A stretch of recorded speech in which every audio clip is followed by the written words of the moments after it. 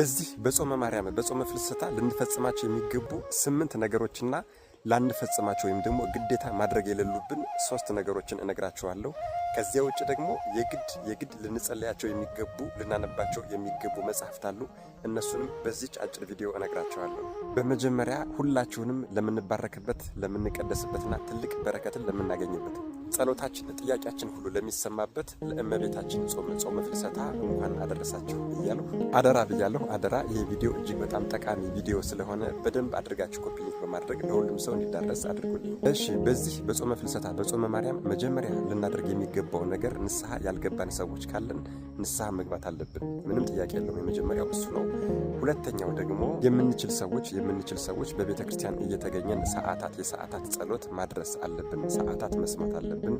ሶስተኛው ደግሞ ኪዳን ማድረስ አለብን። አራተኛው ቅዳሴ ማስቀደስ አለብን። አምስተኛውና ትልቁ ዋናው ነገር ደግሞ ሰዓታት እናደርሳለን፣ ኪዳን እናደርሳለን፣ ቅዳሴ እናስቀድሳለን። ነገር ግን ስጋው ደግሞ አንቀበልም። እጅግ በጣም ትልቅ ስህተት ነው። ስለዚህ አምስተኛውና ዋናው ልንፈጽመው የሚገባው ነገር በዚህ በጾመ ፍልሰታ ቅዱስ ቁርባን መቀበል ነው።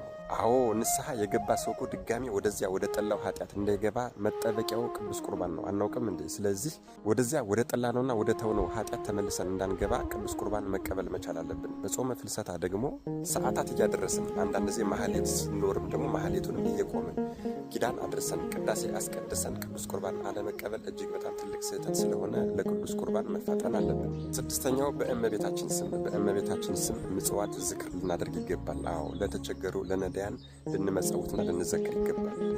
ምክንያቱም ጾመ ማርያም ጾመ ፍልሰታ እስከ 9 ሰዓት ድረስ ይጾማል በፍትሐ ነገሥት ትእዛዝ መሰረት። ስለዚህ የጠዋቱን ቁርሳችንን ለነዳያን ልንመጸውቱ ይገባል ማለት ነው። ሰባተኛውና ትልቁ ልናደርገው የሚገባው ነገር ደግሞ በማህበርም ሆነ በግሩፕ ሆነን ለምሳሌ አሁን ከምንተዋወቃቸው ሰዎች ከምንግባባቸው ሰዎች ጋር ሆነን ብር በማዋጣት ወይም ደግሞ አንዱ እንጀራ አንዱ ወጥ እያዋጣን አንዱ ወጥ ሲሰራ አንዱ እንጀራ እያዘጋጀ ማለት ነው። ካልሆነም ደግሞ ሽሮ በርበሬ ዘይቱን እያወጣጣን ወጥና እንጀራ በማዘጋጀት ቅዳሴ ለሚቀድሱ ካህናት ከቅዳሴ በኋላ እየሄድን መዘከር ይገባናል። ከሁሉም ደግሞ ይሄ ትልቅ በረከት ያሰጠናል። ለምን መሰላችሁ? ሰዓታት ይቆማሉ፣ ኪዳን ያደርሳሉ፣ ቅዳሴ ያስቀድሳሉ።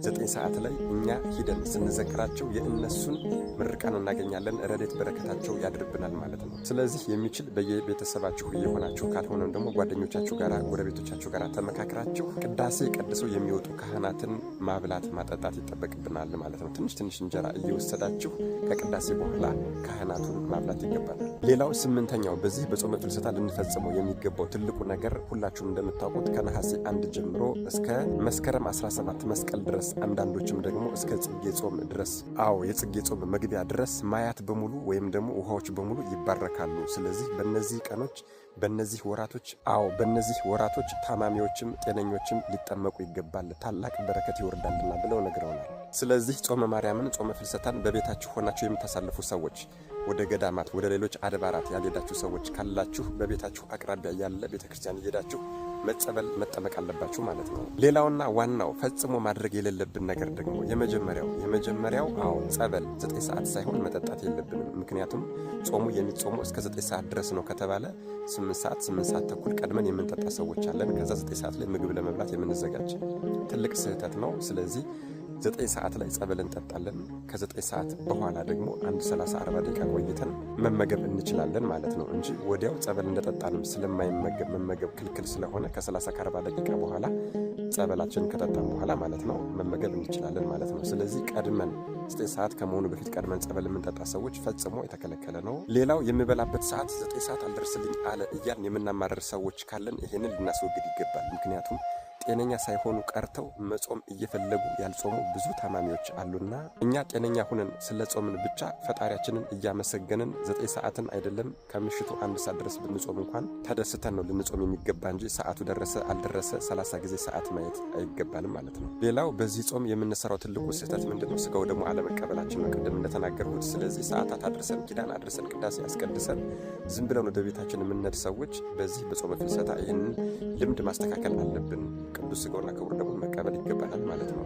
እሺ፣ ሌላው በዚህ በጾመ ማርያም ልንጸልያቸው የሚገቡ ጸሎቶች አሉ። አሉ።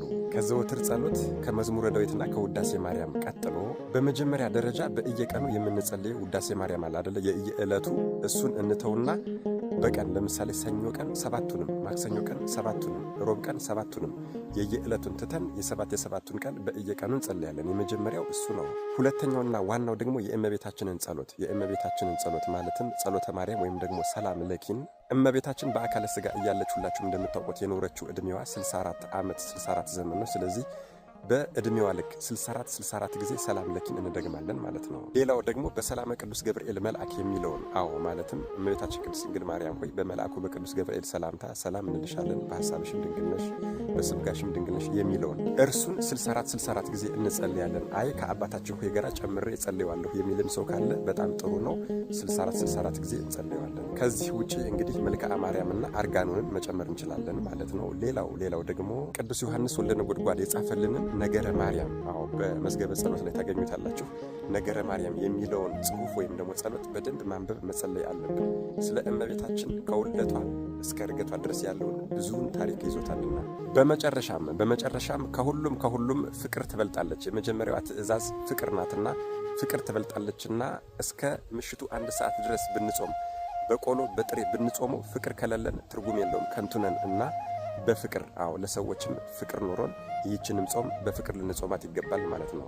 እንግዲህ ወገኖች እነዚህ ናቸው በጾመ ፍልሰታ ማወቅና መረዳት ያሉብን ነገር ማለት ነው። ሌላውን ደግሞ በነገው ቪዲዮ እለቅላችኋለሁ ማለት ነው። የሚያውቁትን ለማያውቁት ማሳወቅ በጎነት ስለሆነ አደራ በሚቻላችሁ መጠን ይህንን ቪዲዮ በደንብ አድርጋችሁ ኮፒ ሊንክ በማድረግ ለሁሉም ሰው እንዲዳረስ አድርጉልኝ። ለቤቱ አዲስ ሆናችሁ ፎሎ ማድረግ እንዳይረሳ። መድኃኔዓለም ኢየሱስ ክርስቶስ ጾሙን በፍቅርና በስርዓት ጾመ ነው። እኛንም ቤተሰቦቻችንንም ቅድስት ቤተክርስቲያንንም አገራችንንም የምንጠቅምበት ጾም ያድርግልን። አሜን። ይቆየን።